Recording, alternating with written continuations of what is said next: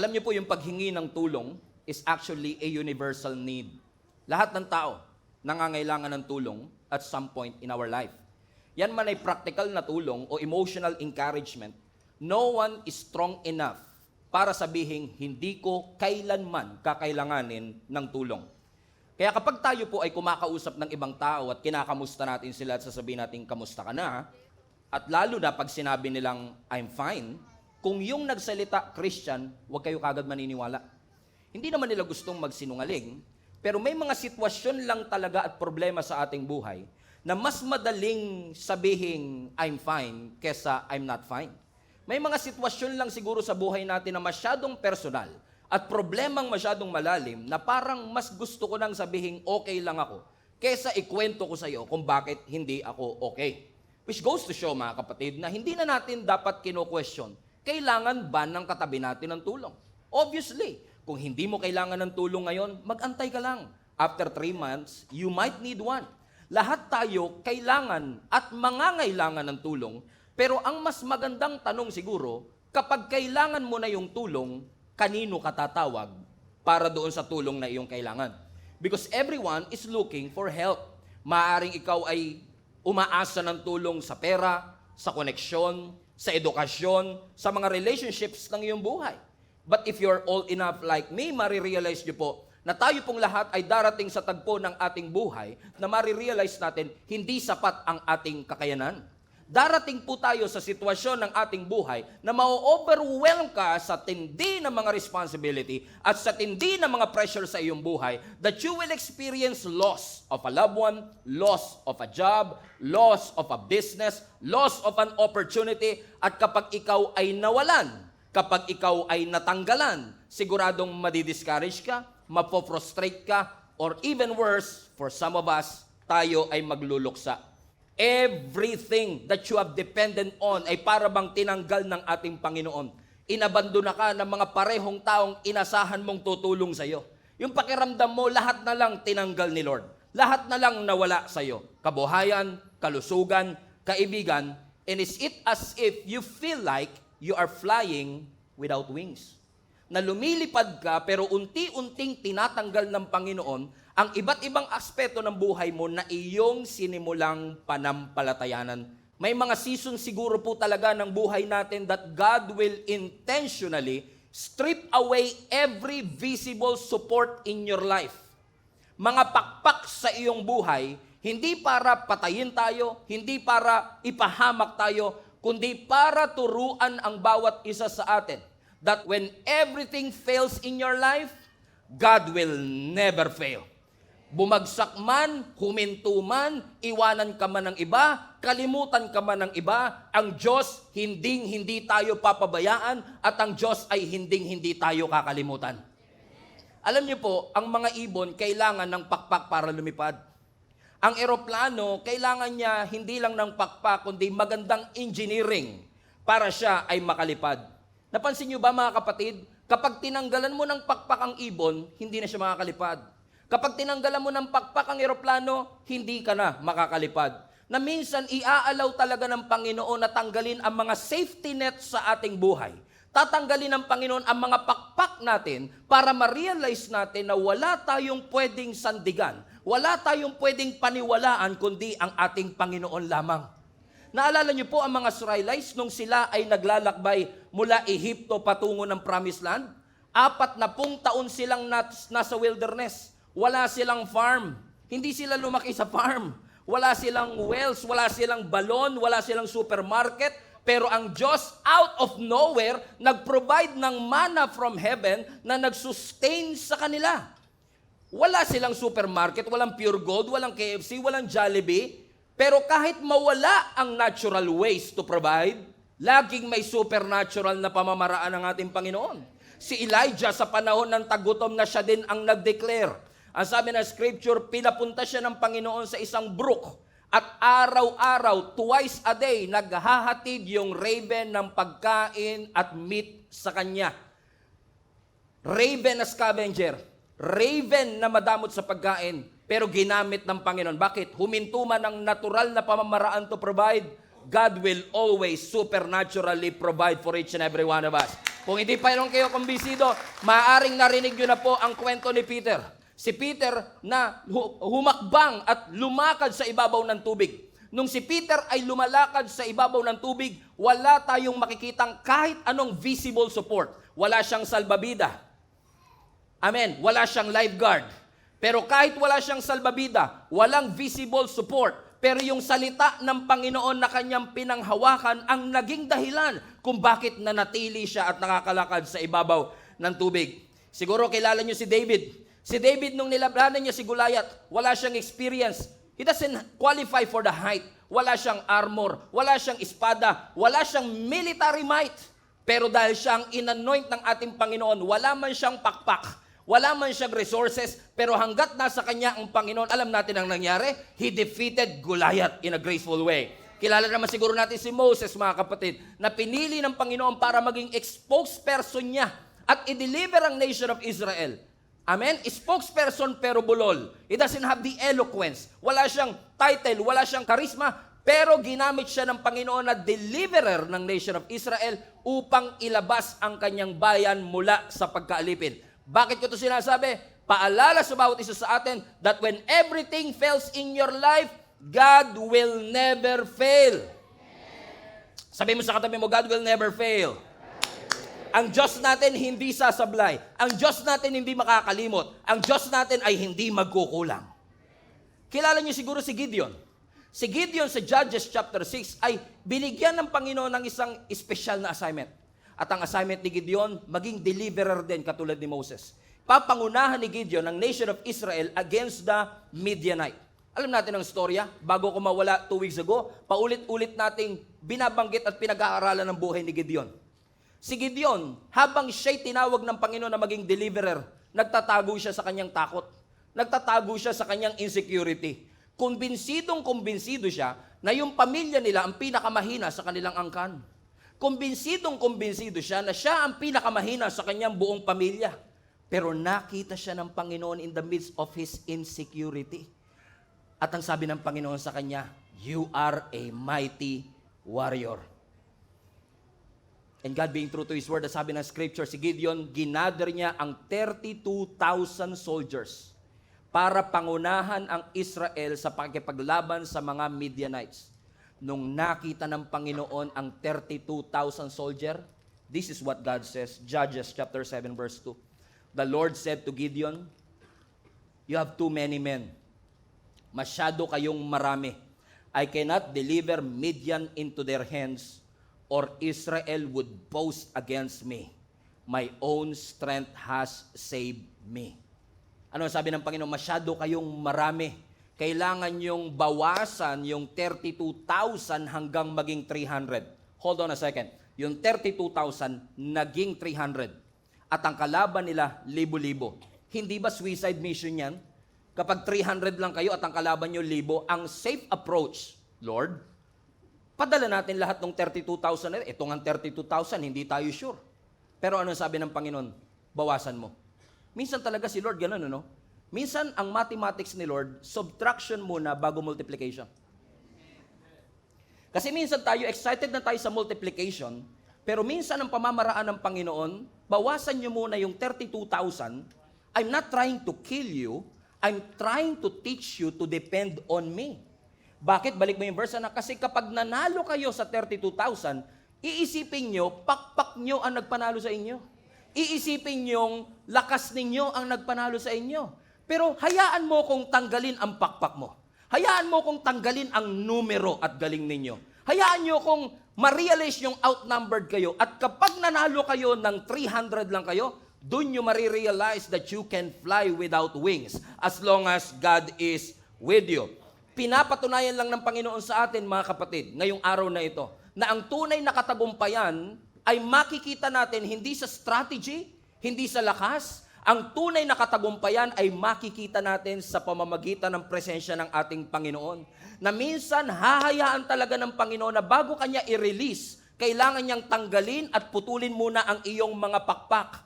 That sometimes subtraction is God's strategy for your multiplication. Hindi ko alam, siguro kaya hindi kayo nag-amen kasi pakiramdam nyo, parang lahat naman nadadagdag sa inyo. Sabi mo nga, Pastor, 2025 is a year of more. So I've been asking the Lord for more. Pero what if, pagdating ng December, lahat ng binigay sa iyo ng Lord na more, tatanggalin din ng Panginoon. Not to punish you, not to kill you, but to teach you that you cannot depend on these things. Hindi mo pwedeng paniwalaan at dependehan ng iyong pakpak para ikaw ay makasoar ng mas mataas. Ang ibon kailangan ng pakpak para makalipad. Ang eroplano kailangan ng pakpak para makalipad. Pero have you ever wondered why ang rocket nakakalipad na walang pakpak? Bakit? Hindi lahat ng lumilipad kailangan ng pakpak. I believe this is a good illustration, a reminder for each and every one of us. Masyado na ba tayo nakadepende sa mga pakpak natin? Sa business natin, sa education natin, sa connection natin, sa society that we are in, sa government natin, na yung mga bagay na ito ang magdadala sa atin patungo sa katagumpayan? Pero kapag tinanggal ng Panginoon, dun mo lang nare-realize, oo nga masyado ako nagdepende sa maraming bagay, akala ko hindi ko kayang mabuhay, hindi ko kayang makasurvive, pero nung tinanggal ng Panginoon, yung job security, alala nyo, di ba, nung nagtatrabaho kayo, sabi, huwag kayo dyan sa mga freelancer na yan. Kailangan doon kayo sa trabaho na may security. Ikaw naman, masyado ka nakadepende sa job security kasi nga, yung trabaho mo 25 years ka na. Nung nag-pandemic, ikaw pa yung unang tinanggal. Takantaka ka ngayon, kala ko ba job security to? Alam niyo kung bakit? Because your job can give you a salary, but only God can give you a security. Amen. Si Lord lang makakapagbigay ng security. Amen. Ano ang itinuturo ng Panginoon sa atin? Na minsan masyado tayo nakadepende sa ating visible support. Hanggat meron ako nakikitang suporta, hanggat nandiyan ang mga kaibigan ko, meron akong visible support, I can fly. Pero minsan tatanggalin ng Lord ang ating mga pakpak para ma-realize natin na kahit walang visible support, laging mayroong divine support ang ating Panginoon, willing ang Diyos na tuparin ang kanyang mga pangako sa atin na hindi niya tayo pababayaan o hindi niya tayo iiwan. Napansin niyo po ba yung saranggola? Wala siyang engine, wala siyang pakpak, pero nakakalipad siya. Hindi dahil may makina siya, hindi dahil may pakpak siya, nakakalipad siya dahil sa hangin. Naunawaan niyo mga kapatid, sino sa inyo nakakakita ng hangin? Naaamoy ko yan minsan, Pastor, pero hindi ako nakakakita ng hangin. Why? Because the kite can fly. Masin niyo, wala siyang engine, wala siyang pakpak, but he can soar. It can soar. Kaya niyang lumipad sa alapap na walang visible support. Ano lang sumusuporta sa kanya? Hangin. Amen? That even though walang wings, walang engine, walang visible support, laging may invisible support ang ating Panginoon sa atin. Kasi ang human support, it will fail. Pero ang divine support, it will be most evident in your life. Ang mga kaibigan mo, i-disappoint ka. Ang mga partners mo, magwi-withdraw sa kontrata na yan. But even when people leaves, Jesus will never leave you.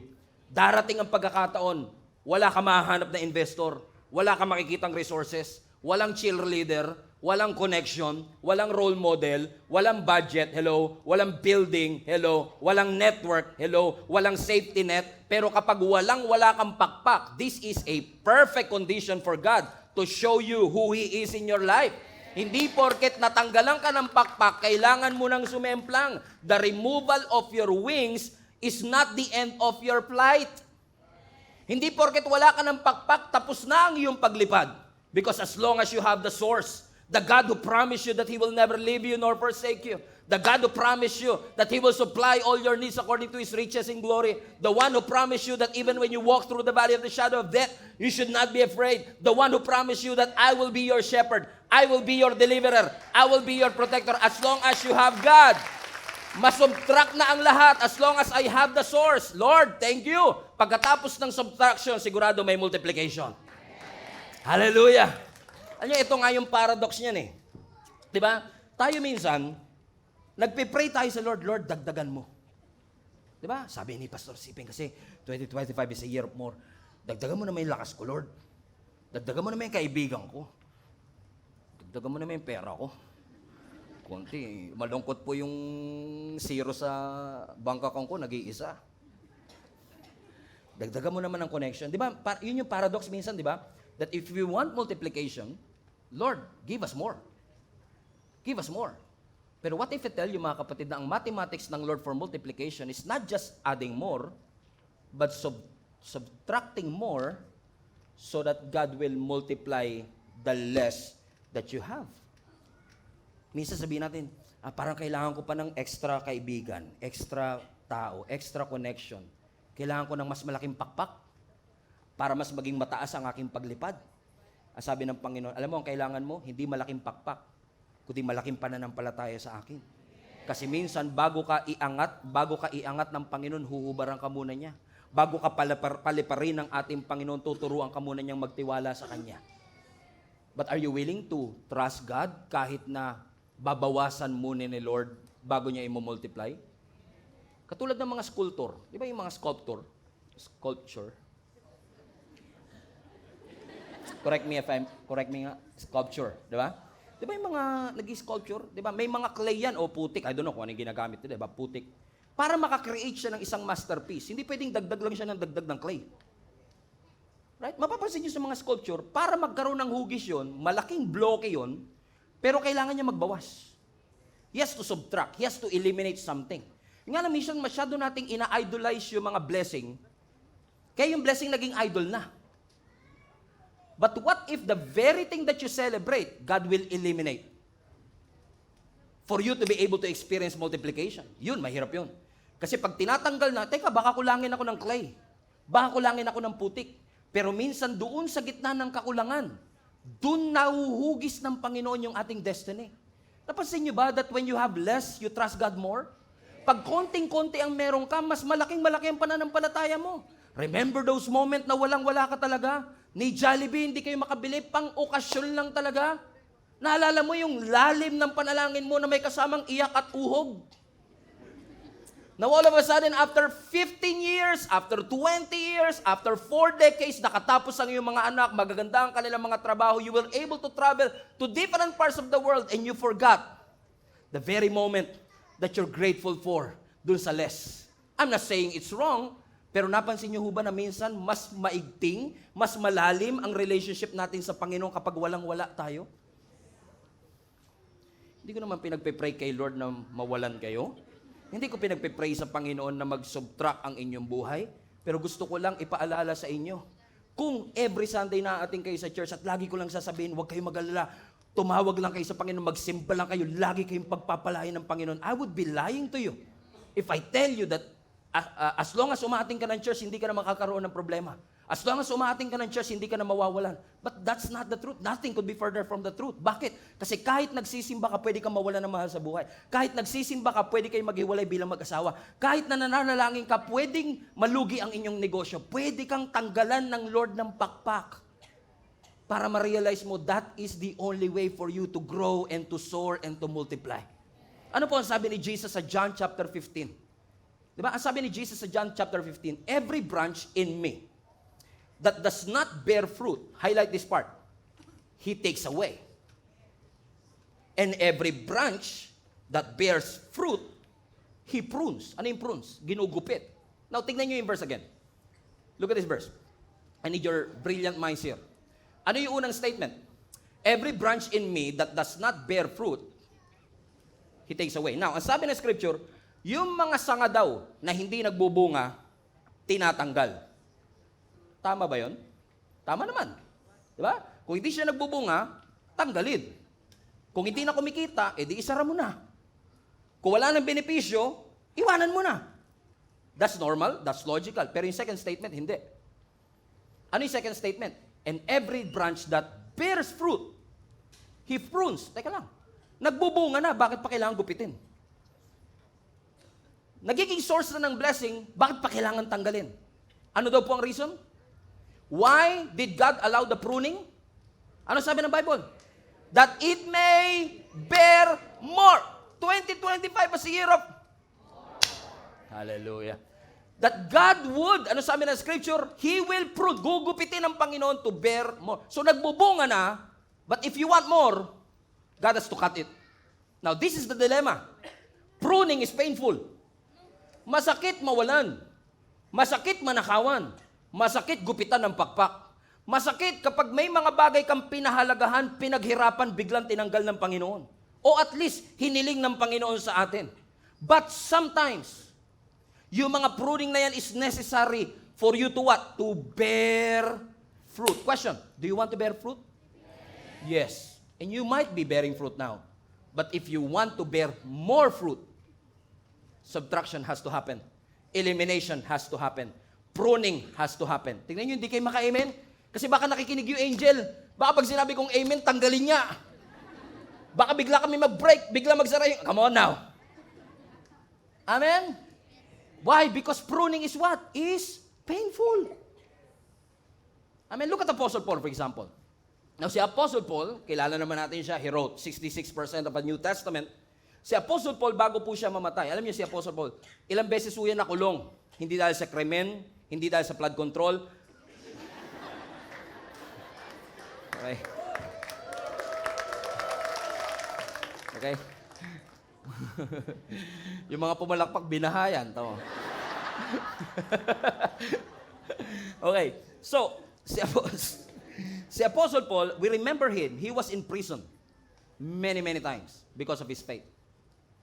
And one time, when he was in prison, he's writing a letter to Timothy, he recalls something. Naalala niya, nung siya ay nililitis sa harap ng Senado, okay, na nung hinarap si Apostle Paul sa harap ng mga religious court, nung tinignan niya ang kanyang kaliwa, tinignan niya yung kanyang kanan, wala siyang kasama sa church, wala siyang kaibigan, pakiramdam niya, nag-iisa siya. Bakit? Minsan talaga, kailangang tanggalin ng Panginoon ang ating pakpak. Because God doesn't want you to depend on your business partner. God doesn't want you to depend on the stock market. God doesn't want you to depend on your education. All of these are important and good. But God wants you to depend on Jesus more. Naalala ko yung rich young ruler sa Bible na lumapit kay Jesus Christ. Rich young ruler, also known as Daniel Padilla. Kasi nasa kanya na lahat eh. Rich young ruler. Okay, nasa kanya na lahat eh. Rich, ibig sabihin nasa kanya yung wealth. Young, ibig sabihin nasa kanya lahat ng oras. Ruler, ibig sabihin may power siya. So imagine, you have the time, you have the wealth, you have the power. And yet, rich, young ruler, may tanong pa rin. Alam niyo kung bakit? Merong God-sized void sa puso mo na hindi kayang punan ng kahit anong power, wealth, or time that you have. And then he came to Jesus Christ. Sabi niya, Teacher, Rabbi, sabi niya kay Jesus, what must I do to inherit eternal life? Which is a wrong question, by the way. Amen? Because nakadepende kagad siya, anong pwede kong gawin? Akala niya kasi kaya niya i-manipulate ang lahat. But honestly, kahit anong pagpapakita mo, kahit anong gawin mo, you cannot earn your way to your salvation. You cannot earn your way to God's love. God's grace is a favor that you should receive, not earn. So, pero mali ang kanyang tanong, sabi niya, what must I do to inherit eternal life? Alam mo, sabi ni Jesus sa kanya, ibenta mo lahat ng ari-arian mo. Subtraction. Correct? Mayaman siya eh. Nasa kanya na lahat. He is bearing fruit. Pero sabi ng Lord, benta mo. Prune? Ito yung rason kung bakit ganito ako ngayon. Kaya ako influential kasi marami akong pera, may pakpak ako. Now, gusto mong tanggalin ko yung pakpak ko. Sabi ng Lord, sige, sell everything that you have. And you will receive treasures in heaven. Multiplication. So, subtraction has to happen before multiplication. Pwedeng hindi mo gawin, pero hindi mo matatanggap ang multiplication. Correct? Pwede niya naman sabihin, okay na ako sa buhay ko eh. Pero bakit siya nagtatanong ng salvation? Kasi alam niya, kahit may pera, may kapangyarihan ako, may oras ako, may kulang pa rin. And now he's asking, ano ang pwede kong gawin para maligtas? Sabi ni Lord, benta mo lahat ng ari-arian mo. Huwag naman. Lord, gusto ko mag-mature. Sara mo nga tindahan mo pag Sunday. Lord, gusto ko mag-grow. Iwan mo nga yung aso mo mag-isa. Ang mathematics ng Diyos, you want multiplication? You have to subtract. Nasanay kasi tayo mga Christian minsan, yung parang dagdag lang ng dagdag. I need more blessing, Lord. I need more anointing. I need more wisdom. Maganda lahat yun. Pero kung dagdag ka lang ng dagdag, wala kang binabawas, walang paglalagyan. Come on now. So gusto mo bang lagay lang ng lagay si Lord, hindi mo na masalo sa dami ng karga mo? You have to let it go first. Analyze what you have. Analyze your baggage. Maganda libro yan, ha? Baggage na. Parang magandang libro isulat yun, no? Na kailangan. Tanggalin mo ang mga bagahe mo para ikaw ay malayang makasunod sa ating Panginoon. Ano sabi niya? Okay, if you really want to receive that salvation, are you willing to sell everything? Ano sinasabi ng Panginoon? Are you willing na isubtract ng Panginoon ang lahat? Willing ka mabawasan ng followers? Willing ka mabawasan ng project? Willing ka mawalan? Willing ka malugi? Willing ka magkasakit? Lord, if this is the way for me to multiply, go ahead. Katulad ni Apostle Paul, biruin mo ha, nasa loob siya ng kulungan, he was actually in his deathbed, iniisip niya, grabe, nahalala ko, nung nilitis ako, nung ako ay dinala sa religious court, akala ko nandun yung mga kaibigan ko, andun yung mga sumuporta sa akin. Ang dami ko kayang friends sa Facebook, 2,000. Pero yung 2,000 friends mo na yan, ilan ang dadalaw sa'yo pag nagkasakit ka? Ilan ang pupunta sa funeral mo? Those are real friends, right? Sometimes God will eliminate things. Sabi ni Apostle Paul, tinignan ko kaliwa, tinignan ko kanan. Walang co-workers, walang kapwa-believers, walang kaibigan. And then he realized something. He may felt abandoned. He may felt lonely, but it doesn't mean he was alone. Maaaring nararamdaman mo minsan mag-isa ka lang o nag-iisa ka. Pero hindi yun ang totoo. Kasi pakiramdam man natin naging isa tayo, never tayong pinabayaan ng Panginoon. Ano ang sabi ni Apostle Paul? 2 Timothy chapter 4 verse 16. At my first defense, so nandun siya sa harapan ng korte. No one came to my support. Everyone deserted me. Iniwan nila akong lahat. Tapos na ba yung verse? No. Can we read that next part? Highlight this part. But the Lord stood at my side and gave me strength. Now everyone abandoned me. And yet, in the moment of my isolation, I realized, hindi pala talaga ako nag-iisa. Kasama ko pala talaga ang ating Panginoon. Na minsan sa panahon na kailangan ko siya, when everything else is stripped away, kapag tinanggal ang lahat ng pakpak ko, I can still fly. Alam mo, darating ang araw na kapag ikaw ay marunong magtiwala sa Diyos, magugulat ka na lang. Akala mo, connection na nagsusustain sa'yo. Akala mo, influence mo nagsusustain sa'yo. Akala mo, education mo nagsusustain sa'yo. Only to find out that you are flying without wings. Why? As long as you have the wind, as long as you have the source, as long as you have your God, He will never leave you nor forsake you. Iiwan ka ng lahat, but the Lord will always stood at your side to defend you, to fulfill His promise to you. Hindi ka niya iiwan. Hindi ka ng Panginoong pababayaan. So ang tanong ko sa iyo, sa mga panahon nangangailangan ka ng tulong, kanino ka tumatawag? Ano ang una mong madali sabihin, kay Lord, kay Lord, kay Lord. But actually, pagka may financial issue, anong una mong hinahanap? Kumbay.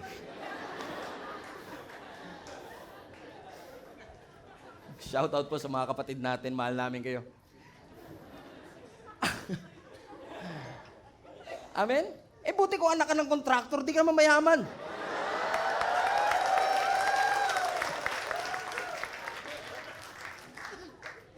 Naghahanap ka ng visible support. Magugulat ka na wala na pala akong pakpak. Wala na pala lahat ng inasahan ko. Lahat ng pinagdependihan ko. Pinaghirapan ko to ng 20 years. All of a sudden, biglang mawawala. Ano nyo kung bakit? Walang bagay na pwede mong pagkatiwalaan dito sa mundong ito. Anytime pwede kang tanggalin sa trabaho. Anytime pwede kang mawalan ng pera. Anytime pwede bumagsak ang stock market. Anytime. Those people who manipulate our government. Lahat ng dinipensahan mo, lahat ng pinanampalatayanan mo, pwedeng mawala. That's why when you look up to the sky, when you look for help, don't look at the visible support. Look to Jesus. In Psalms chapter 121, the Bible says, I lift up my eyes to the mountain. Tiningala ko ang aking mga mata doon sa kabundukan. And I ask the question, highlight this part, where does my help come from? Sabi ng psalmist, which is likely si David, tiningala ko ang aking mga mata sa kabundukan. And I ask myself, saan nga ba galing ang aking tulong? Now, for you to be able to understand this text, you have to understand that Psalms 121 is actually called the Song of Ascent. A-S-C-E-N-T. O pag-akyat. Ascension. Song of Ascension. Kasi, every year, during this annual feast na meron sila like Pentecost and Passover celebration, lahat ng mga Jewish people, kailangan nilang bumalik ng Jerusalem. And Jerusalem is a mountainous region. Mabundok. So, kung galing sila sa baba, papatawag sila sa Jerusalem, lahat sila akyat ng bundok. At kapag umaakyat na sila dun sa long, tiring, dangerous path, they are singing this psalm. Balik mo, alak. So, habang sila'y naglalakad, lahat ng mga pilgrims, paakyat sila ng bundok, they are singing this song. I lift up my eyes to the mountain, where does my help come from? Pasinin niyo po yung statement, I lift up my eyes, highlight this part, mountains. Bakit? Kasi literally, mountains ang nasa harap nila. But obviously, alam nila na hindi yung mountain ang tulong nila. Hindi yung visible mountain ang makakapag-guarantee na kanilang safety kasi pwedeng yung magnanakaw at hold-upper nagtatago sa mountain. So, sinasabi ng mga pilgrims, I lift up my eyes to the mountain. Napatanong ako, where does my help come from? Saan nga ba galing ang aking tulong? And then, he answered his question. Ang sabi niya, my help, highlight this part, comes from the Lord. Tignan niyo yung, what a beautiful verse, right? What a beautiful verse. Tignan niyo kung paano shinif ni David, kasi it's likely that David wrote this, kung paano shinif ni David yung reliance ng tao sa visible mountain, sa invisible God. Sabi niya, all this time, I thought it was this mountain that sustained me. It was this job that fed me. It was this connection that allowed me to go to places. That it was my diploma that allowed me to experience what, all along I realized, teka lang, hindi pala itong mga visible support. Magandang may pakpak. Pero when I look up to the mountains, I realize, my help comes from, not from my bank, not from my government, not from my education. My help comes from the Lord, which is invisible. So ang tunay na tulong, hindi mahahanap sa geography. Ang tunay na tulong, hindi makikita sa politics or human effort. Ang tunay na tulong na kailangan mo, divine. Hindi mo makikita, pero paulit-ulit kang tinutulungan na sinusuportahan ng Panginoon. Marami sa inyo, alam nyo naman na yung storya ng buhay ko, di ba? Lumaki kami sa squatter. Dumating ang napakaraming pagkakataon na nagsabi ng yes ang tatay ko sa Panginoon. I still remember nung I think I was grade 3, grade 4 at this time. Tanghalian yun, pinatawag kami ng nanay ko. And by the way, this is a true story. God is my witness. Pinatawag kami ng nanay ko. Sabi niya, kakain na tayo ng tanghalian. Pagdating ko sa lamesa namin, may kanin, walang ulam.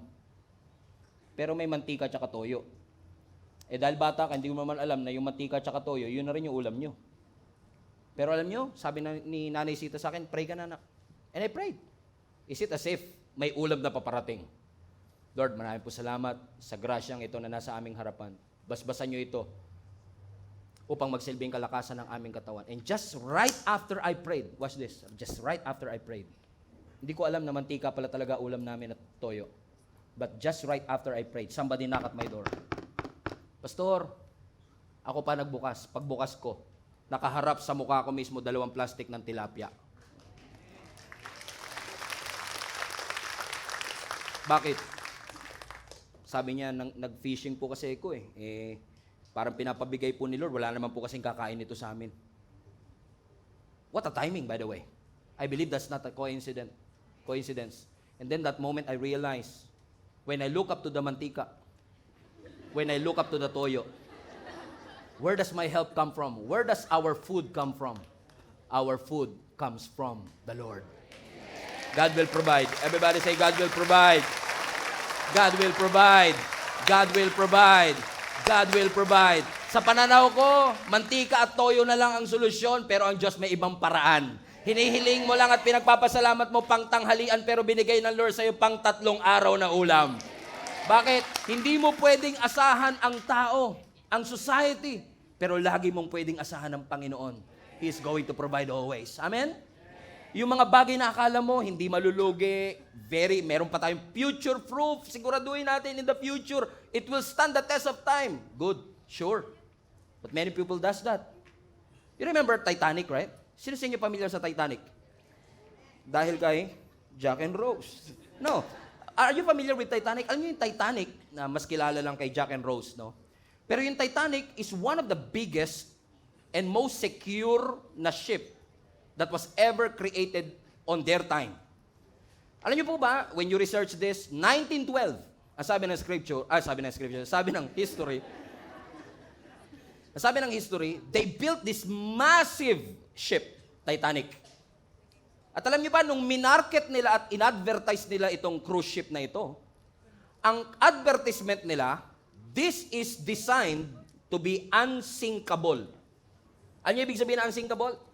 Dinisign to para lumutang. Hindi nyo ito mapapalubog. May mga nagbiro pa. Challenge yung marketing nila. Baka kahit Diyos, hindi yan kayang palubugin. Why? Kasi they were impressed sa bakal. They were impressed sa engineering. At ang sabi nila, this possess an advanced safety protocol. Safety or security features. Meaning, very safe ito. Hindi ito lulubog. But many people don't know na when they launch it, ang pinakaunang biyahe niya is the Titanic movie. Pinakaunang biyahe niya, lumubog siya. 4 days after ng launch. 4 na araw pa lang mula nung sabihin nilang, it was designed to be unsinkable. 4 days pa lang pagkatapos nilang sabihin, kahit Diyos, hindi ito kayang palubugin. 4 days pa lang pagkatapos nilang sabihin, grabe naman ang engineering niyan. 4 days pa lang pagkatapos nilang sabihin, grabe, it has the advanced security features. And yet, 4 days later, lumubog yung Titanic. Ano ibig sabihin, mga kapatid? Impressive ang kanyang engineering. Impressive ang kanyang materials. Safe daw yung kanyang features. Maganda raw ang kanyang pakpak. Pero kahit gaano katibay, kahit gaano kaganda ang engineering, walang unsinkable, walang bagay na pwedeng higit pa na safe sa harapan ng ating Panginoon. What happened to this Titanic? On the very first journey, 4 na araw pa lang siyang bumabiyahe, bagong-bago yung bakal. Bagong-bago yung engineering. Yun, kasi nanunood sila eh. Hindi niya nakita yung icebergs. Kasalanan ni Jack yun eh. You get what I mean, mga kapatid? Which leads us to our text today in Psalms 20, and I will close with this. Ang sabi ng Psalm 20, which again, more likely David wrote this. Ang sabi ng Psalms 20 verse 6, now this I know. Now you can read this with me now. The Lord gives victory to His anointed. He answers him from His heavenly sanctuary with a victorious power of His right hand. Louder, verse 7. Some trust in chariots, and some in horses, but we trust in the name of the Lord our God. Now this actually, Psalms 20, is a prayer. Panalangin ito ni David bago siya lumaban sa gera. Pero tignan niyo yung tono ni David. Sinasabi niya, ang tunay na katagumpayan, hindi galing sa human power. Ang tunay na success, hindi galing sa galing natin. Hindi dahil sa lakas natin. Hindi dahil sa strategiya natin. Ang tunay na tagumpay at galing ay galing mismo sa presensya ng Panginoon. Now, that was a very bold statement para sabihin niyang, some trust, verse 7, some trust in chariots, some trust in horses. That was a bold statement kasi nung unang panahon, kapag marami kang chariots and horses, katulad ng picture na papapakita ko sa inyo, kung magmarami kang chariots, it only means 2 things. Number 1, you have national security. Ibig sabihin, impressive ang bansang kinabibilangan mo kapag ikaw ay merong chariots and horses. Ibig sabihin, yung military might nyo malakas. Sa panahon natin, hindi na chariots. Panahon natin, nuclear weapon, tangke, airplane o mga fighter jets. Pero nung unang panahon, wala pang fighter jets, wala pang mga tangke, wala pang nuclear weapon, chariots and horses. Now, sinasabi ni David sa atin, back then, may mga taong ang pagtitiwala nila nasa fighter jet. Ang pagtitiwala nila nandun sa tangke. Ang pagtitiwala nila nasa bangko, nasa connection, nasa society, nasa government, nasa missiles. Pero tignan niyo yung contrast. Balik mo yung verse 7, anak. Some trust in chariots, some trust in horses. But, here you go. May mga tao nagtitiwala sa trabaho, sa savings, sa connection, sa technology, sa power, sa wealth, sa skills. Lahat nakakatulong. Pero yun ba talaga ang ultimate help? No. They trust in chariots, they trust in horses. But we, trust in the name of our Lord God. Alam niyo po kung bakit? Let me give you a principle. Kapag kasi nagtitiwala tayo dito sa mga pakpak natin, it will give you anxiety. Ma-anxious ka lagi. Ask me why. Bakit ako ma-anxious, pastor? Kasi lahat ng yan pwede mag-fail. Pero kung sa Diyos ka nakakapit, the God of peace, it will bring you peace. You know why? Ask me why. Because God will never fail. Kaya ka payapa, kasi alam mo, mag-fail na ang lahat. Sumadsad na ang stock market. Pero ang Diyos, hindi ako pababayaan. Kung kinakailangan maghatid siya ng lalaking nagpi-fishing para hatiran kami ng 2 plastic ng tilapia.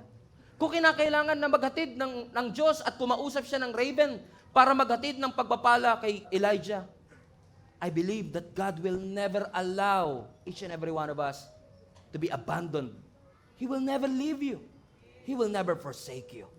Continue to trust in the Lord. Psalms 3:5, trust in the Lord with all your heart. Everybody say, trust in the Lord. Put that in the screen. Trust in the Lord with all your heart. Highlight that part, yung heart. Sinabi ba ng Bible, trust your bank? Sinabi ba ng Bible, trust your government? Trust the stock market, your savings, your influence, your manager? Trust your plans?